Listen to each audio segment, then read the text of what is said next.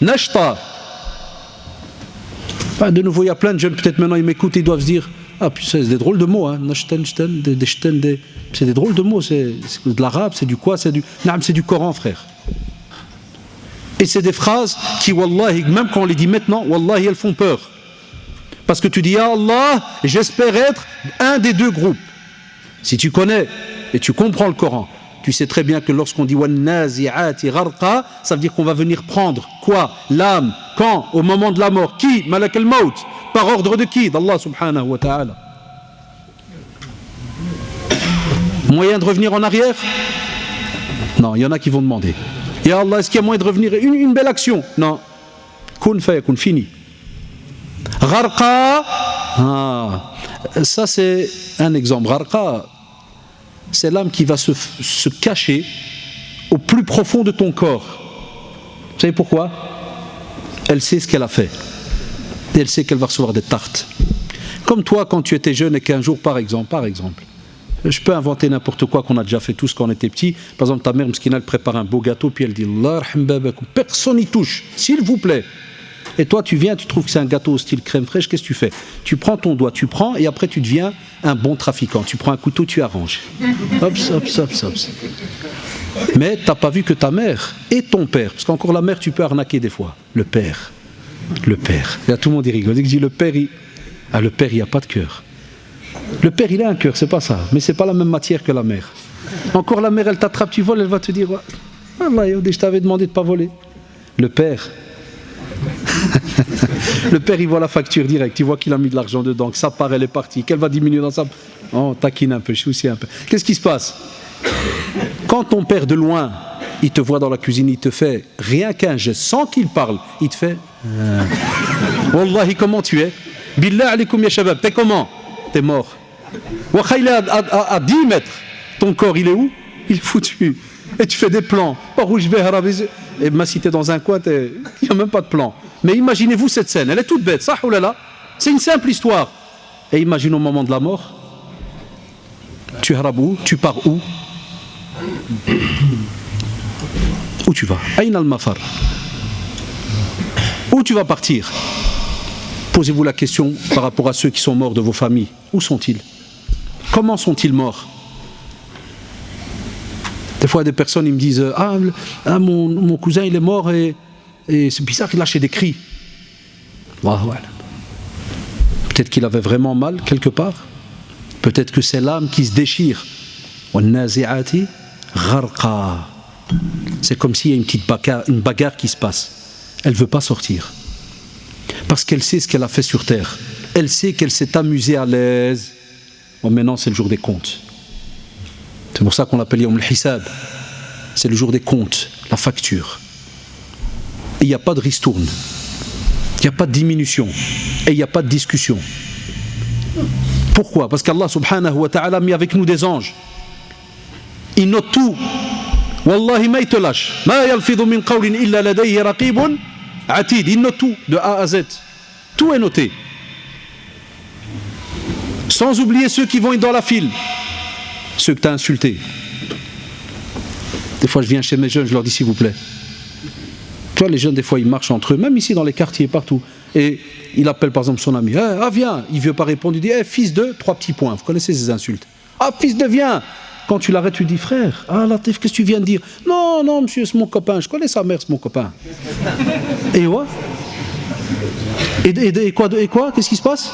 Non, allez, on se bat pas, c'est mon copain. Et tu lui as dit fils de? Le prophète sallallahu alayhi wa sallam a demandé qu'on n'insulte pas ses parents. Il y en a qui ont été étonnés. Comment ça on va insulter nos parents? On aime bien nos parents, on ne les insulte pas nos parents. Il a dit n'insultez pas les parents des autres. Alors tous les jeunes là qui ont des mots bizarres qui sortent de leur bouche. Toi le mot ta maman. Je m'excuse, c'est pas un mot qui est, mais en français ils disent ta mère. Et les jeunes ils rigolent avec ça aujourd'hui. Nous on n'a pas connu, Wallah, ma génération on n'a pas connu ces mots. Des jeunes maintenant, oui, non, ils rigolent, ils font ta mère donne-moi le sac, ta mère donne-moi un bic, en classe, Wallahi. Quand tu lui dis Aoud, même, ya shabab, vous savez bien, certains jeunes ici qui ont les 15, 16, 17 ans, ils savent de quoi je parle. À un point où les jeunes, ils nous regardent comme si nous, on est des arriérés. Une fois, la première fois que je donnais cours, j'entends, il fait donne-moi un bic, puis moi, je suis devenu blanc. Un frère, il m'a dit, un élève, il me dit tu as dèche, vous êtes blanc, qu'est-ce qui se passe? Je dis, t'as entendu le mot? Puis Marie me fait, ouais, yo, tu paniques pour ça, monsieur. Il m'a dit, ça c'est rien, ça, monsieur. Ah, il m'a dit, moi je crois que tu es malade, hein, monsieur. Je dis, wallah, que je suis malade. Ah, t'es malade pour du vrai. Et de nouveau, il est reparti dans un autre film. Il croyait que j'étais malade avec la grippe. Voilà. Ah, t'es malade pour du vrai. Je dis, naam, le mot. Ah, il me dit, t'es encore attaché au mot. Je dis, c'est grave, c'est lourd. C'est lourd. Je dis, les anges, maintenant, ils viennent de. Et wallah, tu vois, les jeunes, ils sont déconnectés. C'est comme si tu lui parles d'un dessin animé, je sais pas, un Pokémon, Pikachu. Je lui dis, les anges, ils notent. Il me fait, comment? Je dis, il y a des anges qui notent. Ah, ils sont où, hein? Je dis, ah, 2 secondes. Ah, tu dois tout reprendre à zéro. Wallah, tu dois tout reprendre à zéro. Allah, tu vas voir toute ta vie défiler. Les regrets. C'est là que tu diras, si j'avais pu lire, si j'avais pu faire, trop tard. L'autre, qui a fait son travail comme il se doit, c'est le bon métier là, hein, bien fait, un beau chantier, tranquille, kada. Wannashitati nashta. Nashat. C'est quand on dit quelqu'un il a nashat en arabe, c'est quelqu'un qui est à l'aise, content, il est tout content. Il est nashat, on dit, il est bien. Il est heureux, joyeux. Toute la famille de joyeux. Ah, nous les Africains, que ce soit du nord jusqu'au sud, on est réputés dans le monde. Qu'on est des joyeux, on a bien rigolé. Non, c'est pas ça qu'on cherche le jour du mois dernier. Non, ça c'est des caractères dans les races et autres, à l'aise. Quand c'est fait avec des limites, à l'aise. Non, nous on parle wannashitati nashta, c'est-à-dire c'est une âme qui, subhanallah, elle était vraiment pratiquante comme il se doit. Elle ne s'approchait pas du haram. Elle faisait tout en sorte de ne jamais se retrouver dans une situation haram. Elle a combattu pendant des années. Elle a travaillé pendant des années. Et alhamdoulilah, à ce moment-là, lorsqu'elle va sortir du corps, comme si tu prenais aujourd'hui, s'il fallait donner un exemple d'aujourd'hui, c'est comme si tu prends un hameçon, tu vois un hameçon pour la pêche, et tu le mets dans un paquet de planta. Vous connaissez planta, le beurre? Comment il sort? En français, qu'est-ce qu'on dit? Il sort comme du beurre. Ça veut dire quoi? Ça veut dire que ça glisse. Ça, oulala. C'est ça, wannashitati nashta. Et on te donne l'exemple dans les traditions. C'est comme si, par exemple, tu aurais pris un hameçon et tu prends de la laine, et tu entoures la laine autour de l'hameçon, et tu tires l'hameçon. Qu'est-ce qui se passe? La laine, est-ce que ça sort comme du beurre? Non, ça se déchire. Il y a des âmes qui vont être déchirées du corps. Wal'iyadu billah. C'est déjà un mauvais début. Wallah, c'est un mauvais début. Mais, alhamdoulilah, on n'est pas encore là. C'est vrai ou pas? On est ici en face. On se parle. Donc il y a moyen de réfléchir ou pas? Mais vous allez voir. Maintenant, ce qui arrive à certains jeunes, à la seconde où je vous parle, c'est comme il est arrivé à Handala radiyallahu anhu. Handala radiyallahu anhu, compagnon très connu, très fort, travaille aussi. Et il rencontre Abu Bakr radiyallahu anhu. Il lui dit, ah Abu Bakr, je me sens hypocrite, nafaqa Handala. Pourquoi? En résumé, quand on est assis avec le prophète sallallahu alayhi wa sallam, quand on est en train d'entendre un discours, c'est comme si on est dans un des jardins du paradis. Mais, une fois qu'on revient à la vie habituelle, on sent qu'il y a un petit détachement là. La vie, elle reprend le dessus. Ceux qui vivent dans les tentations, j'espère pour eux qu'ils rencontrent des gens bien pour les guider, pas des gens qui vont les couler.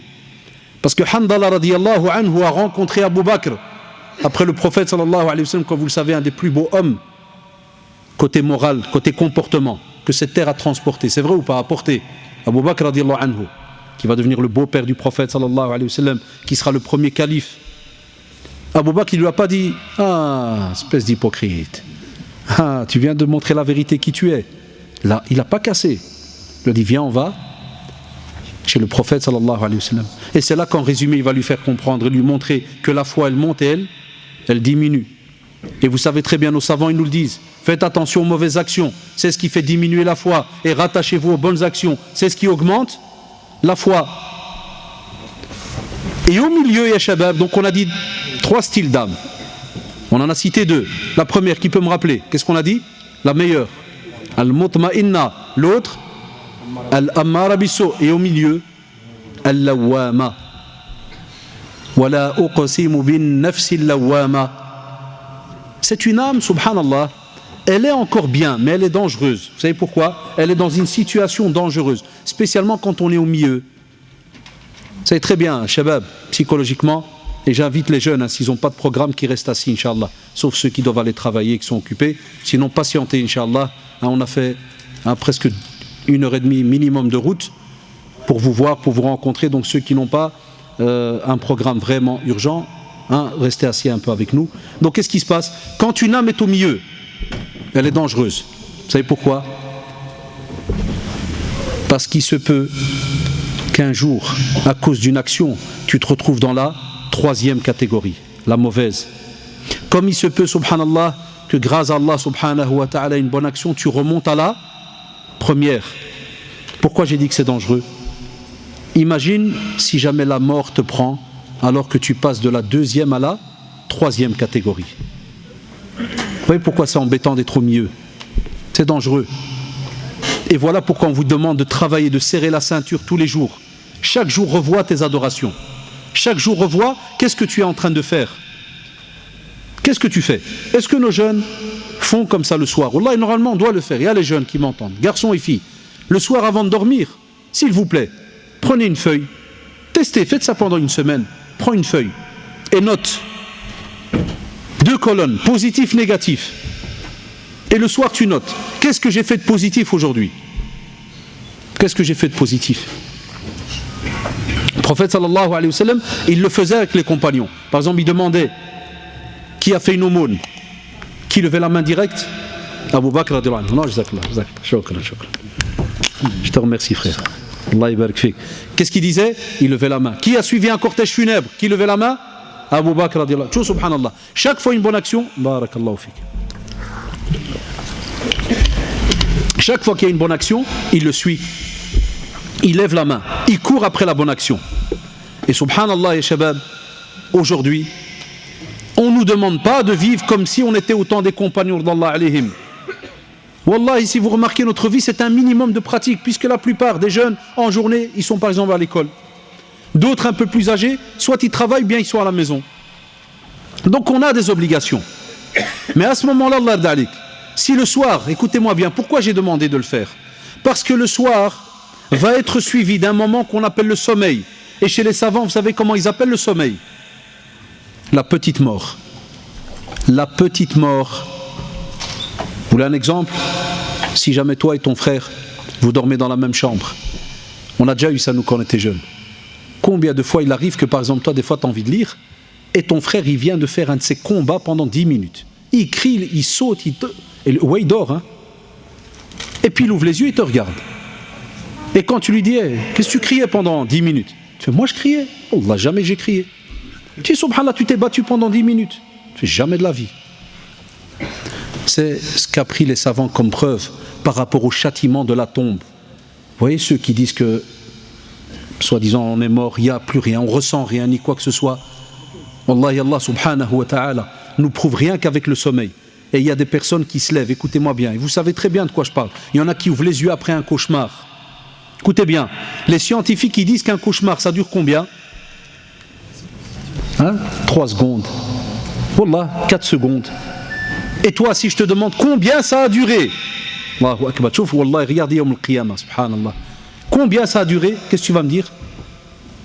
Tu vas me dire, purée, je crois que je suis resté dans l'adab des heures, je suis resté dans la torture des heures. Et j'ai fait un voyage et j'ai été, quand on va voir, quelques secondes. Shabab, c'est quelques secondes. En châtiment dans la tombe, ça représente combien? C'est une éternité. Donc pourquoi on dit d'écrire? Pour que le soir, avant d'aller dormir, la moindre des choses, tu termines ta journée par minimum 2 choses. Minimum 2 choses. La première, at-tawba, le repentir. Pourquoi? Parce que tu vas fermer les yeux, il se peut que tu ne vas pas les réouvrir. Wallah, il se peut que tu ne vas pas les réouvrir. Le repentir. Et le vrai repentir, c'est qu'avant que tu fermes les yeux, si tu n'étais pas de ceux qui prient, c'est pour ça que vous maintenant, vous êtes comme des prédicateurs. Ce que vous entendez, spécialement ceux qui viennent et que c'est déjà des jeunes qui prient et autres, vous devez transmettre à l'extérieur. C'est ça votre rôle. C'est le rôle de chaque personne qui vient écouter un discours. Il devient comme un messager. À l'extérieur, il doit transmettre. Donc tu dis à ce jeune, il ne suffit pas avant de dormir de dire astaghfirullah, ya Allah, kada. Non, tu dois aussi te lever et reprendre tout à zéro. Et deuxième chose, même si tu es de ceux qui, machallah, pratiquent, ne dors pas avant d'avoir lu ne fût-ce qu'une petite page de Coran. Wallahi, tu ne sais jamais, le jour du jugement dernier, combien cette page de Coran va contenir de hasanat. Deuxièmement, elle va être témoin pour toi. Vous savez très bien que le Coran, il est connu dans la Sunna, va être un des témoins pour nous le jour du jugement dernier. Comme l'aumône, par exemple. Regardez, deux actions. Mais l'exemple que j'ai cité de Handala tout à l'heure, ya Shabab, c'est ce qui va peut-être nous arriver d'ici 1 heure ou 2. On va quitter l'assemblée et on va s'oublier. C'est vrai ou pas? Non, nous on n'espère pas, Inch'Allah. Mais certains, ils vont s'oublier. C'est pour cela, ya Shabab, les tentations, si tu ne fais pas ton possible, de revoir ton programme tous les jours, c'est ça votre devoir. Le devoir d'un croyant sur terre, Wallahi, c'est de tous les jours revoir ses actions, revoir son programme. Qu'est-ce que je dois corriger? À quoi je dois faire attention? Qu'est-ce que je dois rajouter? Et il avance. Et il avance jour après jour. Il n'y a pas le choix. Si tu ne fais pas cela, tu vas être avalé au fur et à mesure. C'est pour cela, Allah yarda alikoum, n'oubliez pas pour les questions, je ne sais pas si vous faites passer, il y aura des questions, faites passer les papiers, parce que comme le temps, mashallah, l'heure elle passe très très vite. Tabarakallah, les questions sur votre vie en général, c'est meilleur. Comme ça on voit un petit peu en pratique, on peut conseiller et autres. Et on n'est pas moufti comme vous le savez, wallahi. Mais avec la formation qu'on a eue au centre islamique pendant une dizaine d'années, et avec l'expérience dans le social, ceci, cela, on essaiera de vous aider dans ce qu'on sait. Si on ne sait pas, Allahu ta'ala alam. Mais comme ça on sait vous donner un peu de temps pour cela. Alors, ya Shabab, les frères dans leur affiche ont mis quelques petits mots par-ci par-là, ce qu'on appelle entre guillemets les grosses tentations qui touchent la plupart d'entre nous. Certains, et je vous ai dit qu'on en parlera après, maintenant on est dedans, lorsque j'ai parlé de la prière. On n'aurait jamais pensé que certains allaient être tentés d'arrêter la prière. Ça, normalement, nous, en tant que musulmans, c'est un des sujets que l'on appelle intouchables. Je ne sais pas ce qui a touché la communauté aujourd'hui, même ici, je parle ici en Europe pour nous, et qui a fait qu'aujourd'hui, on est tout à fait normal dans une famille, avec des fois 2, 3, 4 enfants, ils ne prient pas. Et tout va bien. Et la nourriture continue, et le ventre il se remplit, tout va bien. Le chauffage il tourne, le linge il est lavé, tout va bien. Ya Shabab, la prière, le prophète sallallahu alayhi wa sallam a été clair. Al-ahdu alladhi baynana wa baynahum as-salah. As-salah. Faman taraka faqad kafar. Wallah, ce hadith il fait peur. Il y a un pacte. Le prophète sallallahu alayhi wa sallam parle, il y a un pacte. Il y a une parole qui est donnée. La prière. Il y a une différence.